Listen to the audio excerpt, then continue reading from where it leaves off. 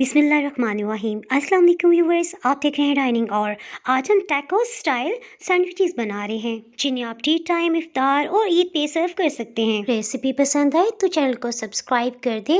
Bell icon को all पे कर देने से आपको वीडियो का नोटिफिकेशन सबसे पहले फ्री में मिल जाएगा। बिस्मिल्लाहिर्रहमानिर्रहीम की रेसिपी को शुरू करते हैं। सभी सब्जियों को अच्छी तरह से धो लिया। सबसे पहले हरी प्याज को चॉप कर लेते हैं।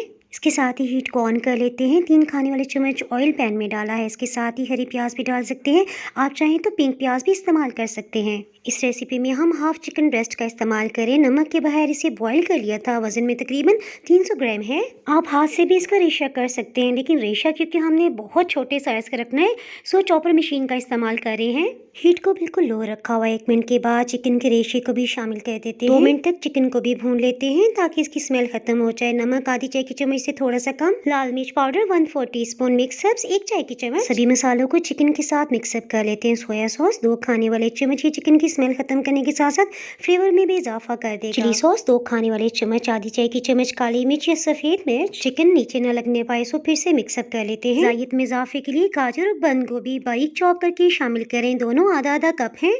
सब्जियों की रंगत और जायके को बरकरार रखने के लिए ज़्यादा नहीं पकाएंगे। शिमला मिर्च ये भी आधा कप के मिकदार में है। अच्छी तरह से मिक्सअप करके सिर्फ 30 सेकंड्स के बाद हीट को ऑफ कर देते हैं। अब आपके पास 2 ऑप्शन हैं, या तो इसमें हाफ कप मायोनीज शामिल कर दें, अदरवाइज आधा कप आप चीज़ भी शामिल कर सकते हैं। इस रेसिपी में हम सैंडविच ब्रेड का इस्तेमाल कर रहे हैं। डबल रोटी के पीसेस को एक जैसे साइज में कटिंग करने के लिए आप कप या कुकी कटर का इस्तेमाल भी कर सकते हैं। इसी तरह से सब ब्रेड स्लाइसिस को हमने एक जैसी शेप में काट लिया है।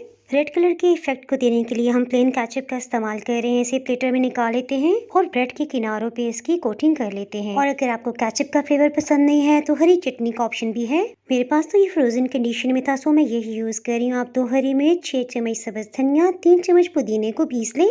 नेक्स्ट इसमें 3 चम्मच मायोनीज शामिल कर दें। इसकी रंगत को गाढ़ा करने के लिए 1 ड्रॉप ग्रीन कलर का इस्तेमाल कर रहे हैं। अब जो हमने ब्रेड स्लाइसेस को कटिंग किया था ना, उसके किनारों पे इसे लगा देते हैं। थोड़ा सा लेवल में कर लेते हैं। फिलिंग में मायोनीज या चीज़ इसलिए डाली जाती है कि सैंडविचेस के दोनों स्लाइसेस को बाइंड पोजीशन में ले आती है।